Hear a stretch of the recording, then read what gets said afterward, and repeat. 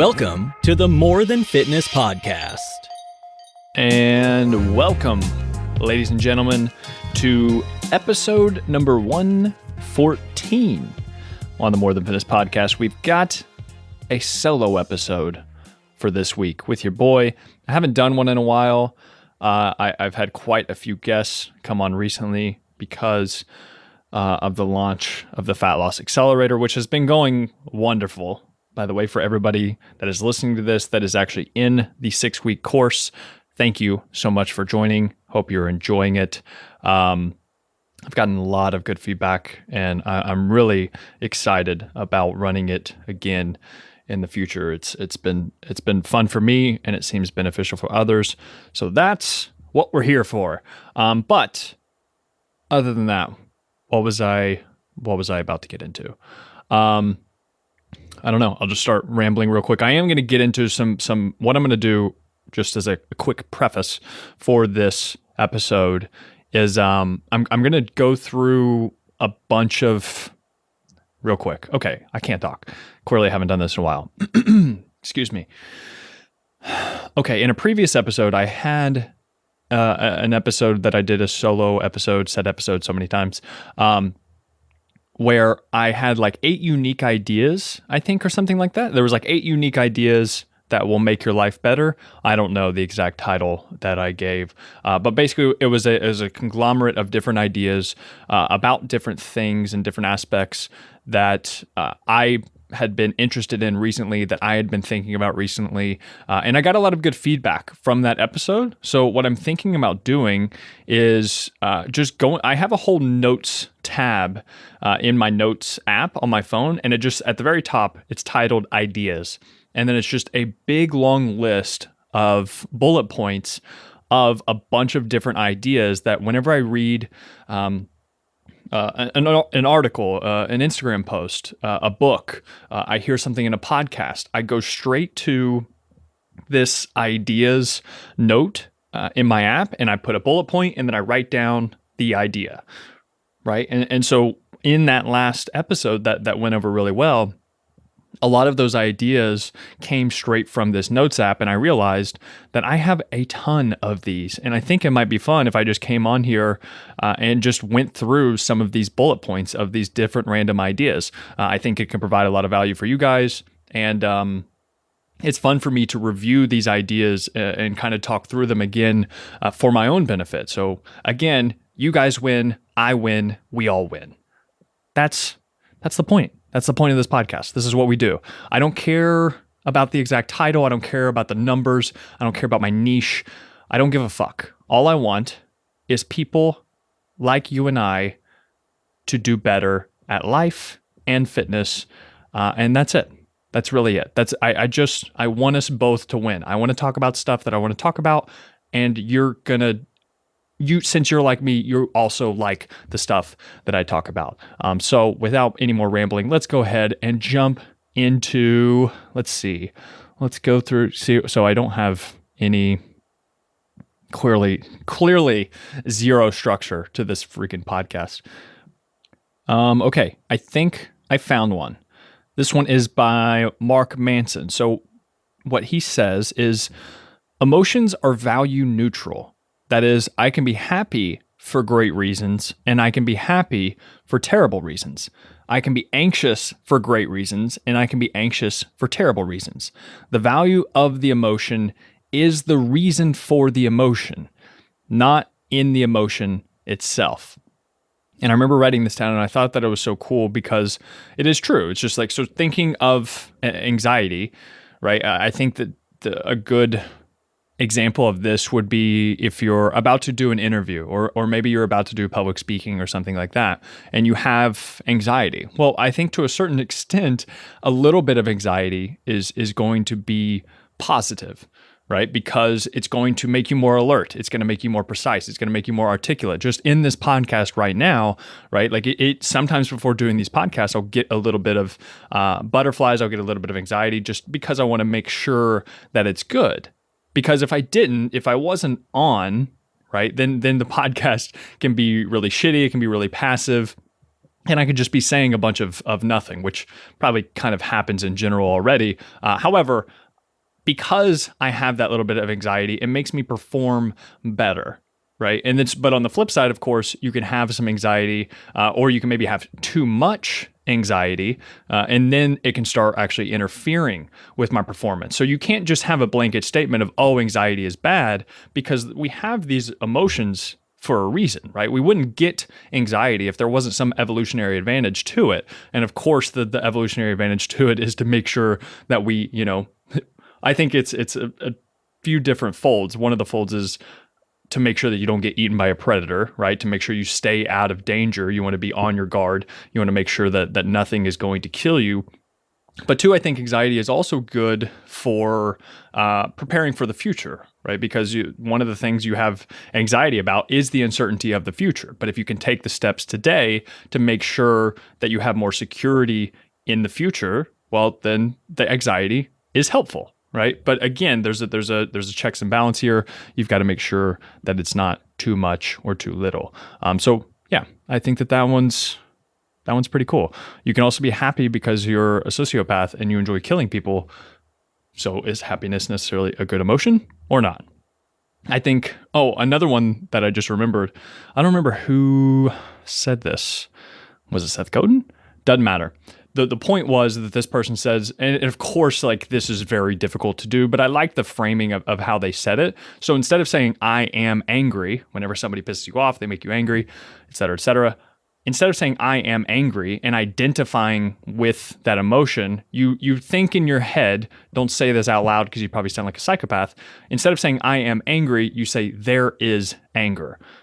And I think whenever you look at it that way, you have more of a detached perspective of it. I'm not saying to suppress your feelings of anger or to, just shove all of your emotions down and be a stone, right? Because that's not helpful either. I'm saying to feel these emotions entirely, but don't let them puppet you around, right? Don't let them, if you just have your emotions, if your emotions are just the puppeteer and somebody can say something and they can pull this one string or pull this other string and they know that you're going to react a certain way, or you just simply react because your impulse is to react based off of whatever they said because you got emotional and you let that emotion get to you. It's like, this is why I'm saying, instead of saying I am angry, you say there is anger. And it's like, with that, even just saying it, it feels like there's less pressure. Like whenever you say there is anger, it's like, yes, there's anger there, but that doesn't mean that I am going to be angry forever, right? That the emotion is going to pass eventually. Yeah, I hope this makes sense. A lot of this stuff I'm just thinking through myself. So, I'm not trying to be some guru, especially around emotions and psychology. This shit is out of my wheelhouse. However, I enjoy thinking about it, and I hope it's a little bit helpful for you guys as well. All right, let's move on to the next one. Let's see. Oh, actually, Andrew Schultz said this one, and I really liked it. And this was his quote on writing jokes. So Andrew Schultz, if you guys don't know him, look him up on YouTube. He's a stand-up comic. He's got a bunch of amazing stand-up. He's got a cool podcast called Flagrant 2. Big fan of Schultzy. But on writing jokes, he said, if you trim too much fat, you lose the flavor. Now, this could obviously go in a million different directions. I could say this to the point for coaches or for people who are making content or creating things from a creativity standpoint, whereas just like Schultz is actually talking about on actually writing jokes. So if you're a coach and you write blog posts, you write tweets, you write Instagram posts, whatever, it's a very good idea to edit, right? You want to cut down, you want to trim all the fat off of what you're saying. But at some point, if you trim off too much fat, then you're almost going to sound robotic. And then that's whenever it's like, if you're going to sound robotic, you better make sure that the information is really fucking good, right? This is where people who are like, if they're scientists or they're at the cutting edge of their field, and simply how they say it doesn't matter as much as what they say, because the information is so good. It's like, we don't care if it sounds robotic because the information is cutting edge, right? But if you want to build off your personality. And this is where it could bleed into not just for coaches and just for anybody listening to this. I think that just from a personality standpoint, we can try to dilute our personality to a certain extent. And of course, this is going to be necessary for you're talking to your boss and you're talking to your buddy who you've been friends with for 10 years, right? You're going to have differences of personality there. But I do think that if you can walk that fine line, if you can make sure that you don't dilute your personality too much around certain people, I think that can be a huge advantage for you in your overall likability as a person. Because not many people, you know what, quick story.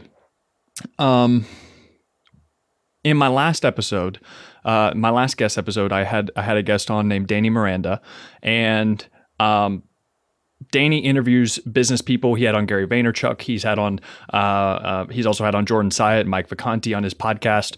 Had on some really big name people and things. And he's 25. He lives in Long Island, New York. So it's very close to New York City. So I knew, okay, me and this other guy were similar ages. We think similarly. We have similar careers. We like the similar things, right? And so I wanted to get to know him. And the way that I did that was I had him on my podcast, right? And so if you go back and listen to that episode, I think you'll realize it was a really good episode. We had a great chat. But then after the conversation was over, he then told me it was the best podcast that he had ever done. As far as like a guest, he was like, dude, best podcast I'd ever done. And I'm not saying this to gloat. I'm doing it to prove my point. And I told him that I think that the reason why he thought, actually, terrible telling the story, but the main point that is important for this quote in particular is that I told him, I was like, yeah, dude, I wanted to interview you. You seemed really interesting. I really liked your work and things. And I genuinely, I wanted to be friends with you. So I wanted it to go well. And then he asked me, he was like, why? He was like, I would never say that to somebody else. I had a very vulnerable moment where I was like, yeah, dude, I want to be friends with you. Like I want to, and so I'm older, I'm in a different field than this guy. And I was just like, yeah, dude, I want to be friends with you. And he was like, I would never really think about saying that to another podcast guest. And I think what he was saying is like, I would never put myself out there like that. I would never put that vulnerability out there.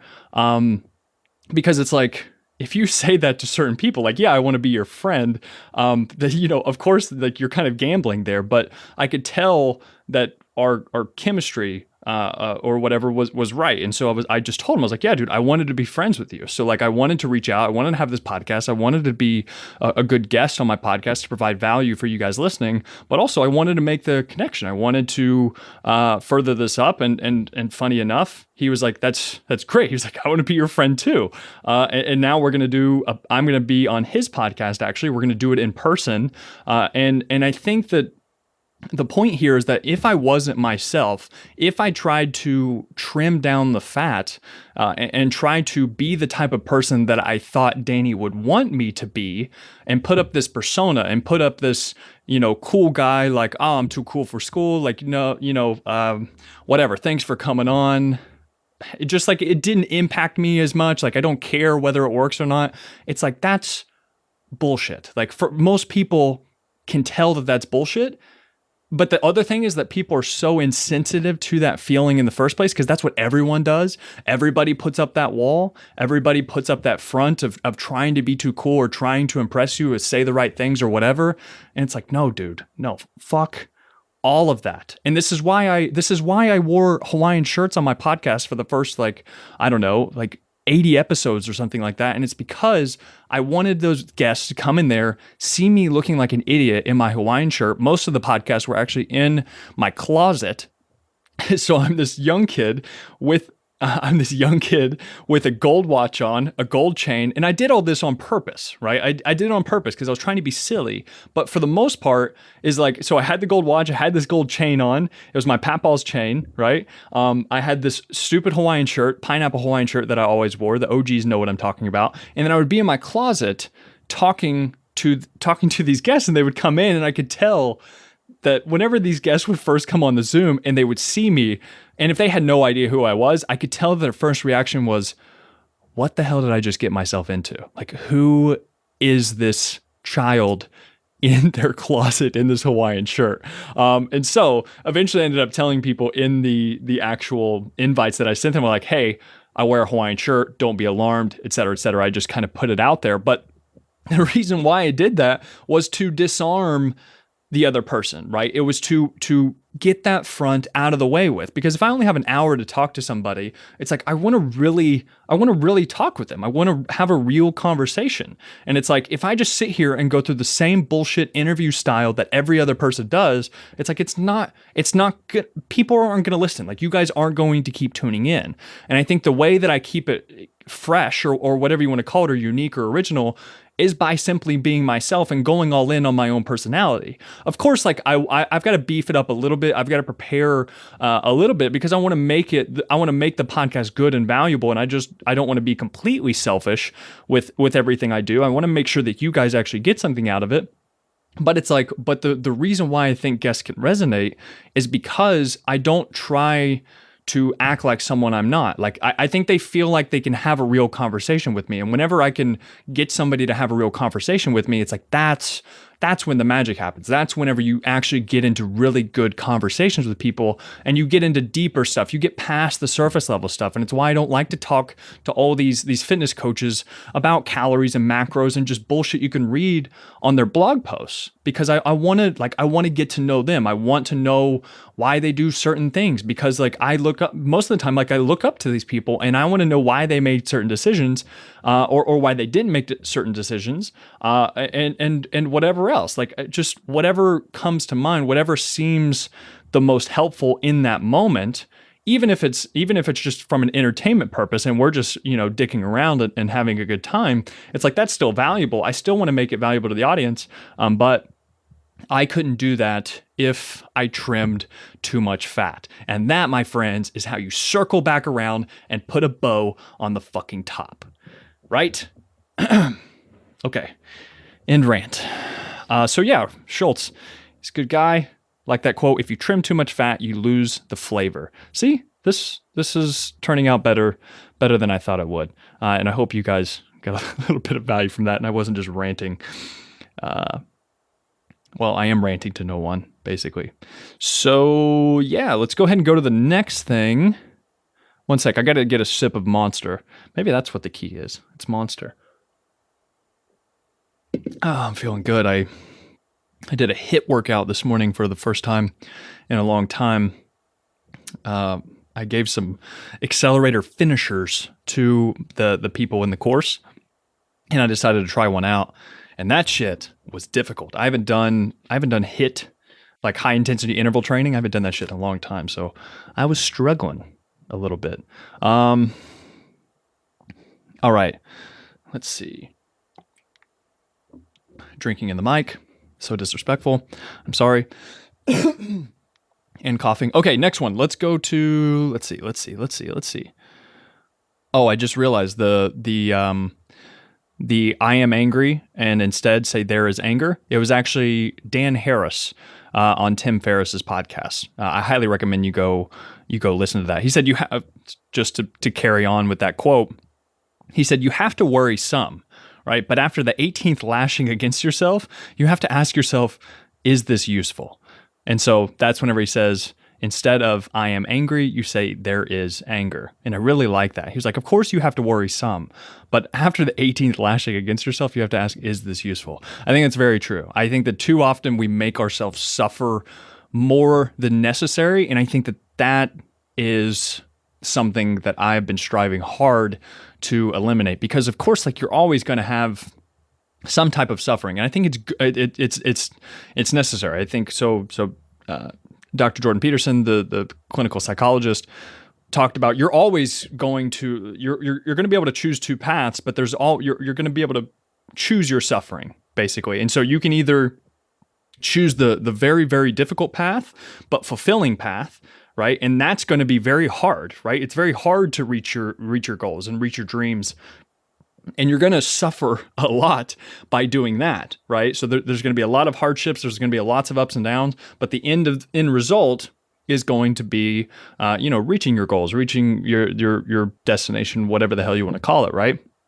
But then there's the other path where you can also suffer, but you cannot reach your goals. You can go down, apathy, right? Like it can be terrible. You can just drink every day. You can smoke a bunch of weed all day. You can stay unemployed. You can whatever, right? There's going to be a lot of suffering down that path as well, but you can't escape suffering itself. You can always, you're always going to be succumb to some type of suffering. So you might as well choose the suffering that's actually worthwhile, that's actually going to pay off in the end, right?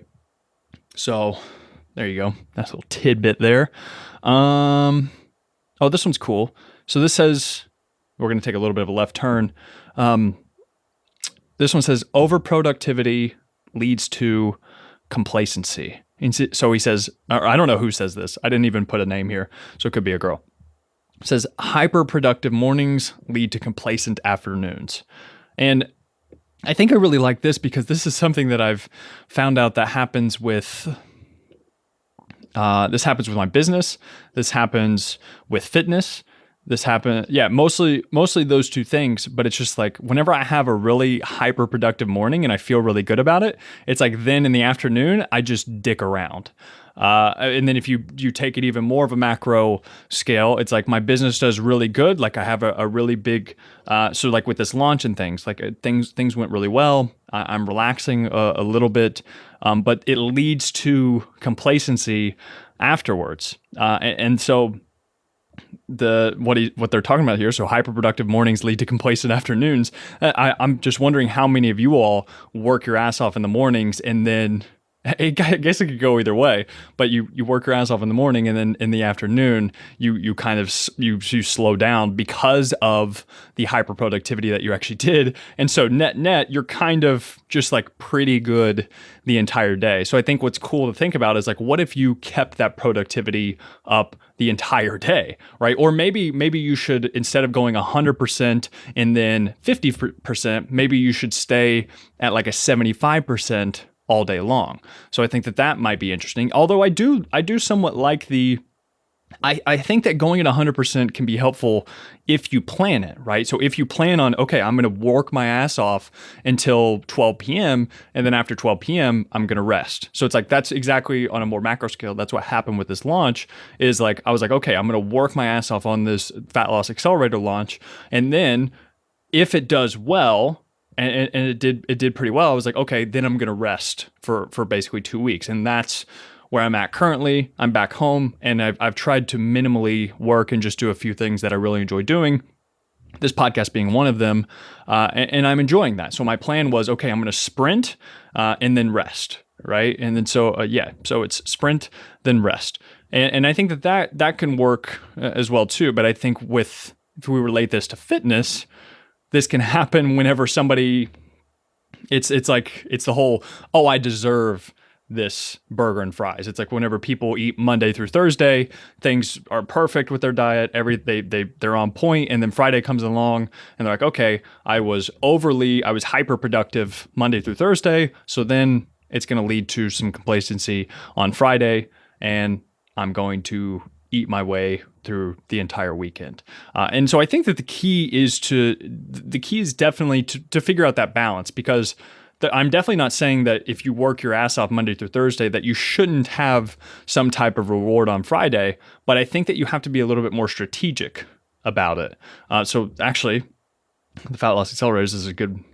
This is marketing without my intentions of marketing in the first place, but how I set up their diet was kind of, so I gave them a pretty big deficit for 5 days of the week, but then 2 days of the week, I brought them back up to their maintenance calories, right? And what this allows them to do is, sure, Monday through Friday or Sunday through Thursday, whichever one they chose, that's going to be their sprint, right? That's whenever they're like, okay, this is going to be tough, but I know that I can do it because I have this incentive at the end of the week to relax a little bit, and so having those 5 days at a pretty big deficit, sure, that's going to be tough, but it's not as tough whenever you know that there's a light at the end of the tunnel. If I was just like, okay, this entire 6 weeks, we're going to be in a huge deficit the entire time, good luck. Like, that's the knowing human psychology. I just know that that's not going to work.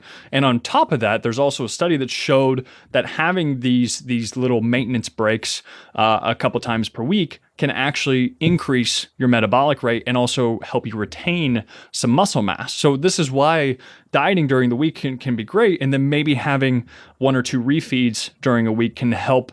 Mostly with adherence. I think that's going to be the biggest thing. It's just psychological boost, right? It's just constantly dieting can be difficult for people. But if you're like, hey, diet really hard for these 6 days, and then you have one day where you can have a free meal, then like that can be very psychologically motivating for people. I think this can also work for people at the beginning of the diet. Whenever I work with people, I'm not going to give them a free day right at the beginning, because I can't remember what the saying is, like your whole life's been a cheat meal up to this point, basically. So it's whenever they start with me, somebody else said that, and I liked it, because it's just like, maybe we shouldn't have a free day or a free meal or whatever you want to call it, a cheat day within the first week, because it's like you've been having cheat days for months on end now. So I think what we could do instead might be a better thing to do is like, okay, we're going to go 2 weeks at a hardcore deficit, kind of kickstart things. And then after that, maybe in week 3 or so, then we can include a free meal. We can look forward to that. Or maybe you can say, okay, we're going to diet really hard for 4 weeks, but then in that 5th week, then we're going to go back to maintenance. We're going to have a little bit of a diet break. And that can be motivating for people. I think when it's a struggle for people is whenever you just say, hey, we're going to be dieting now, and you're going to be dieting for a very long time. I think that can be difficult. And to be 100% honest, what often happens with my coaching clients is that I will give them a certain calorie goal, a calorie range for each day, and the weekend comes, and then just from pure just life happening, they end up having that free meal without me even telling them. And then they tell me, and I'm like, oh, it's cool. Like, that's fine. Just as long as you have that meal, you enjoy it, and then you move on. Like, that's the main thing. The whole point is to make sure that your entire week isn't filled with these very high calorie meals. You have one meal, on a Saturday night with friends or whatever, and you go out and eat that. It's like, that's not going to be a big deal. And that's not going to affect progress. What's only going to affect progress is if you eat that Saturday night meal, and then you go home, and then you have more food on top of that. Let's say you have ice cream, leftovers, whatever. And then the next morning you wake up and you go out and you have brunch and you have pancakes and bacon and mimosas and all this other shit. And then diet starts back again on Monday, right? But if it's like, if you have several days of overeating, well, it's like, then you can't expect your progress to be too great. It's just like, if that's what you're doing, then it's just, there's nothing necessarily wrong with pancakes and bacon and mimosas and stuff like that. Like, hey, dude, sign me up. But if you're in a fat loss phase and you expect to have a certain rate of fat loss each week, it's like, all right, that's just not how this works. Unfortunately, that's not how this works. That would be pretty great though. So yeah, overproductivity can lead to complacency. Somehow we ended up there, but it's all good. I think that was still useful. Hopefully. All right. Ooh, I do like this one. Real quick. Let me get a sip.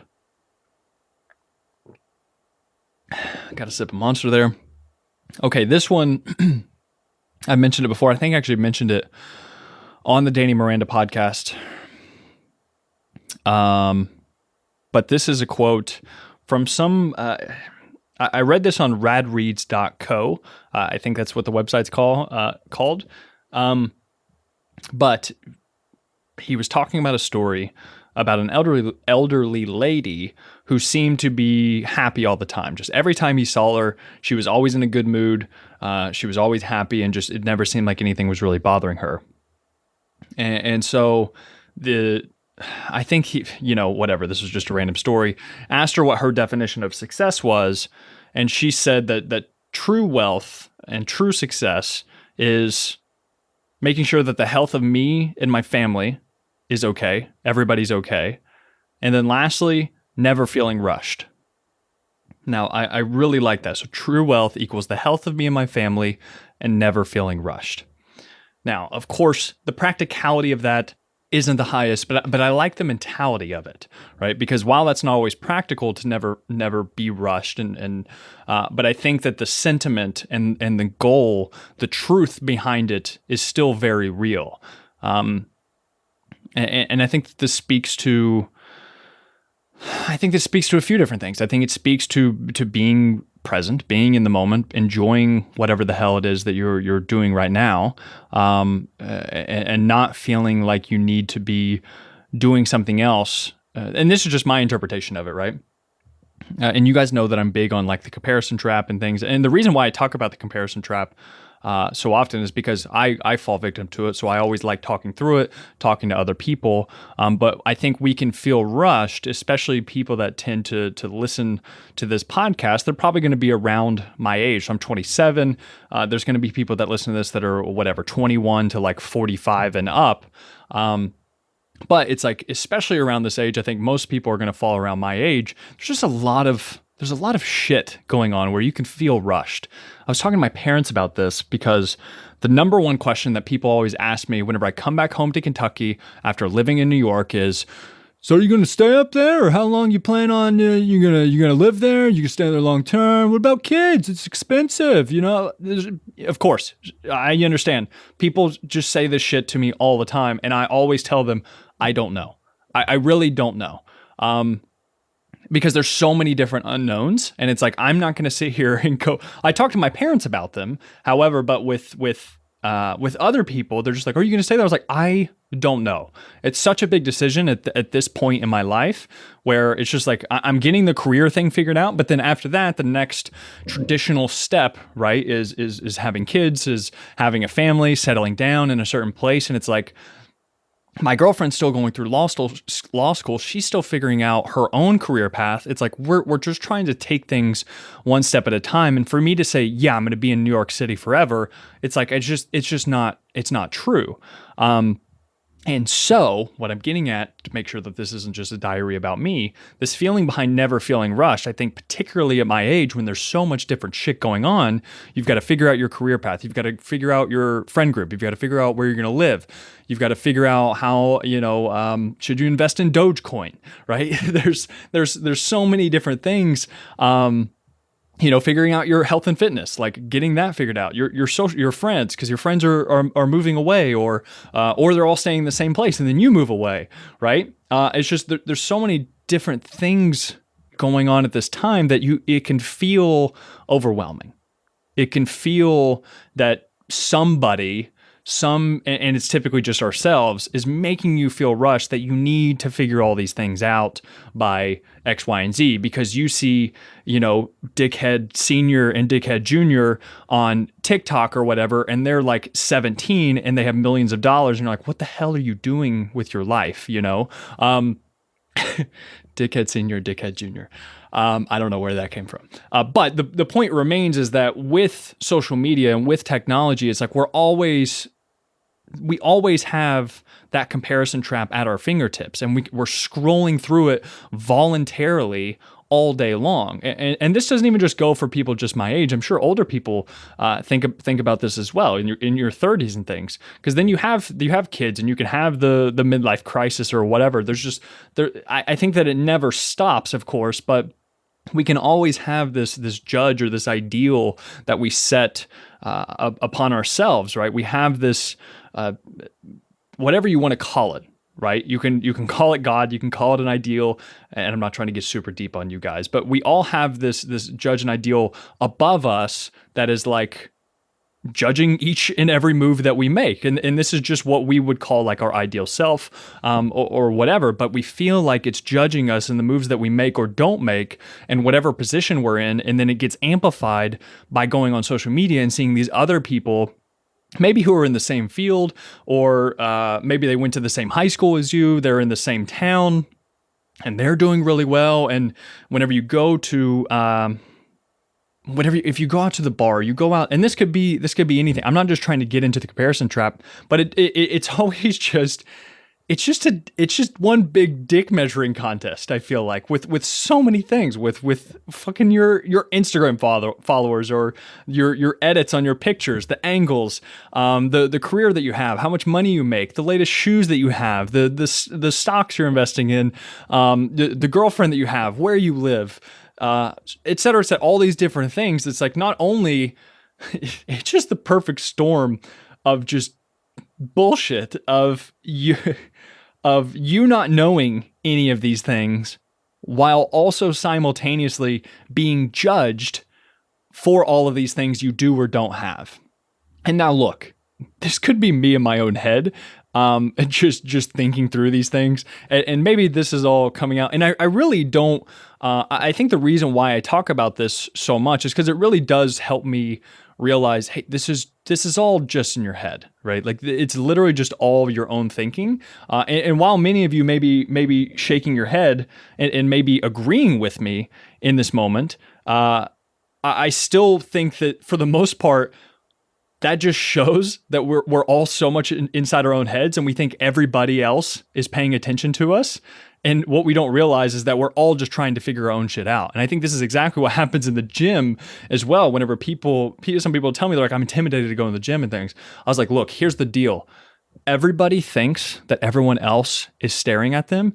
So what actually happens is you have this big blanket of unified anxiety over the entire gym. So a blanket of anxiety, and also a little bit of arrogance, because you just think that everybody is paying attention to you.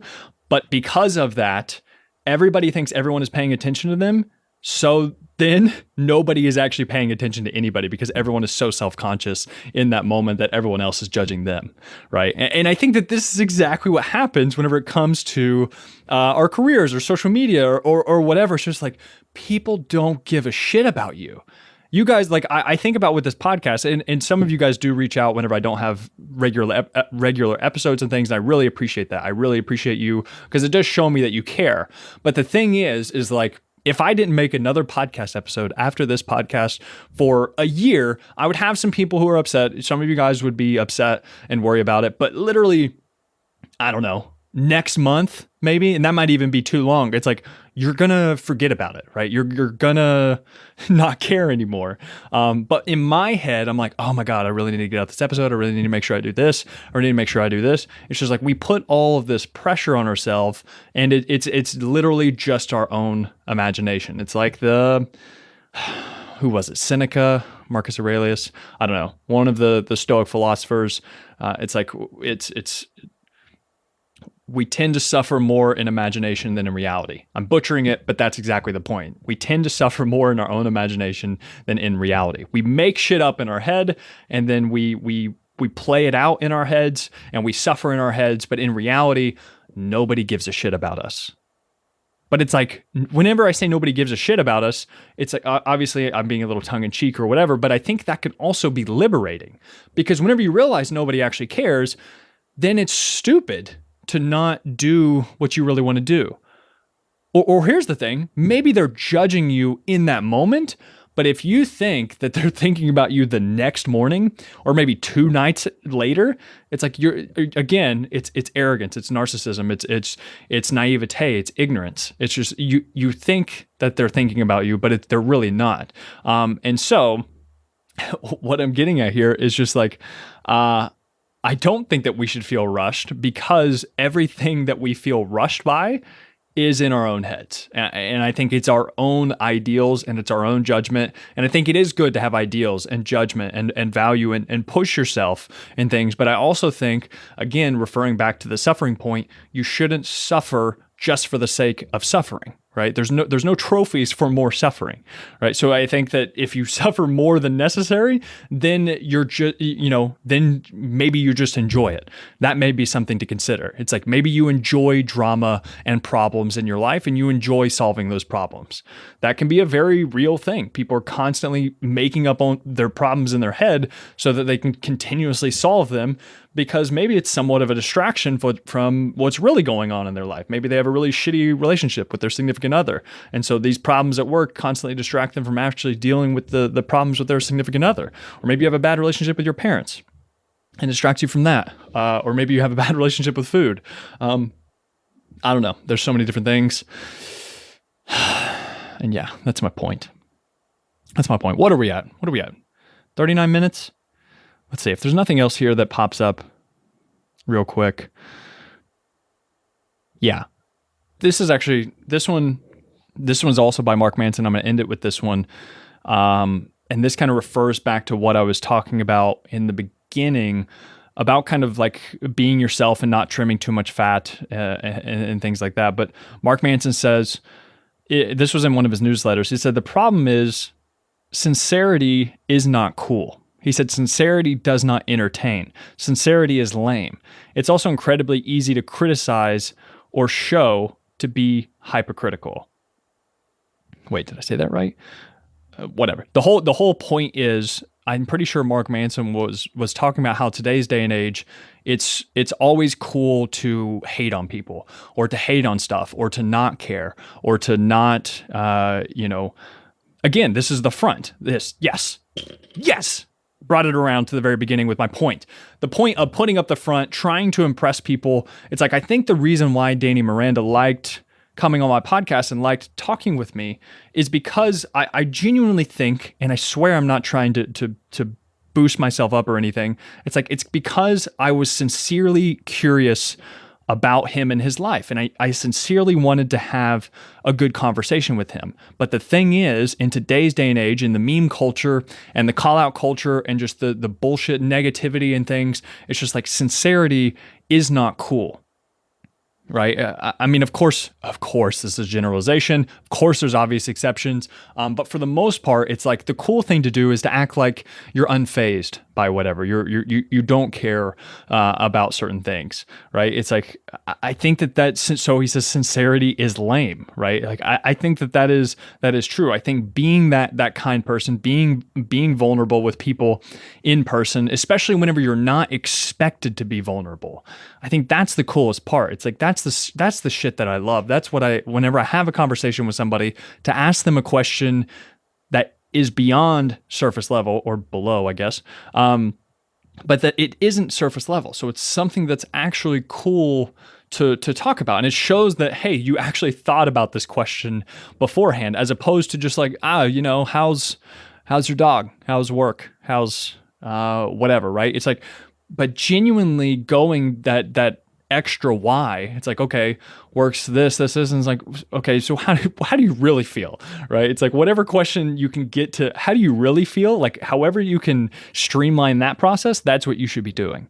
And the problem is that sincerity isn't cool. But the thing is, that also means that it's rare. And whenever shit's rare, that's what actually does make it cool.